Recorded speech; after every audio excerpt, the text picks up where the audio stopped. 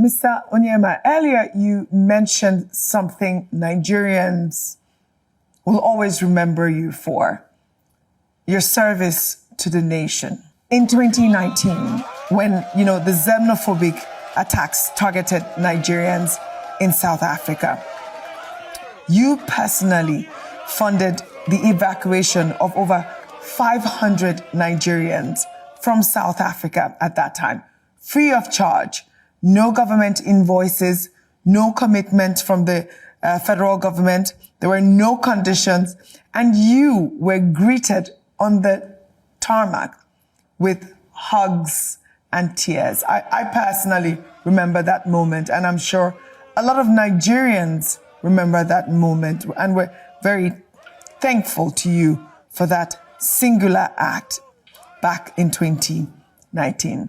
Now, 7 years later, history has repeated itself in South Africa, but this time, Air Peace is now operating on a government-funded repatriation, not for free. And for Nigerians watching at this point, they're asking, why did you do it for free at that time?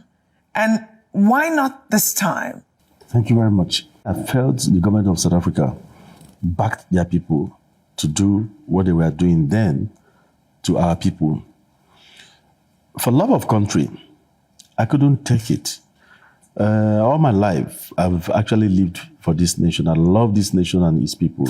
I believe in that saying, think of what you can do for your nation and what your nation can do for you. Yeah. It's not about money. You can't go to your grave with your money, right, with your billions. You can't.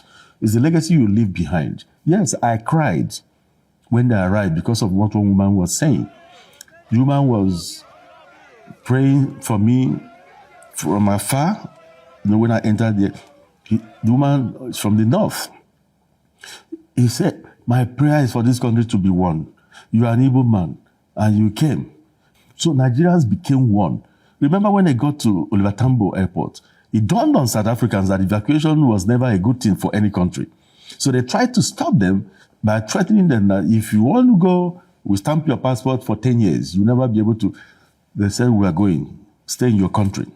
Stocks in South Africa fell. I'm a non-violence practitioner. What I did was a non-violence action that could bring down any powerful entity. And that made the stocks in South Africa fell flat. Yes, I did it free of charge. Some people say, oh, he may be doing it for publicity. Go and do your own for publicity. Go and spend your hard-earned money for publicity. Which publicity do I need again? But it's for love of country. I do it to encourage Nigerians to love their country, to stop chasing wealth. On the eve of the 1976 Olympics, Nigeria led a boycott of all African countries. About 42 African countries followed Nigeria to boycott the Olympics of 1976. These Nigerians, very young people, 17 years, 20 years, had trained for 4 years preparatory to that Olympics. Those people would have been made in life. And our football team, the Green Eagles, that qualified to represent Africa also, beat even Canada in the warm-up matches 3-0.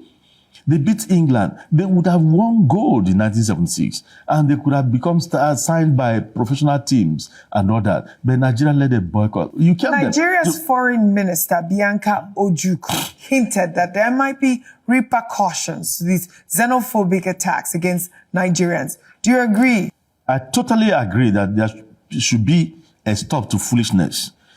Every time they do this, and they get the support of their government, I don't understand how all of a sudden South Africa lacked police force, lacked the military, lacked every security agencies that could have stopped these people. How do you explain where people will march into somebody's house, bring you out, questioning you, can I see your papers? You're a foreigner, you have to go back home. You have to go back home.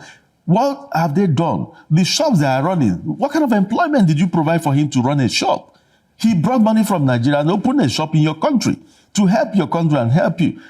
All the best you could have done is to learn from these Nigerians on how to acquire some entrepreneurial skills. These people are very lazy, and themselves and their government try to blame others for their woes and foolishness.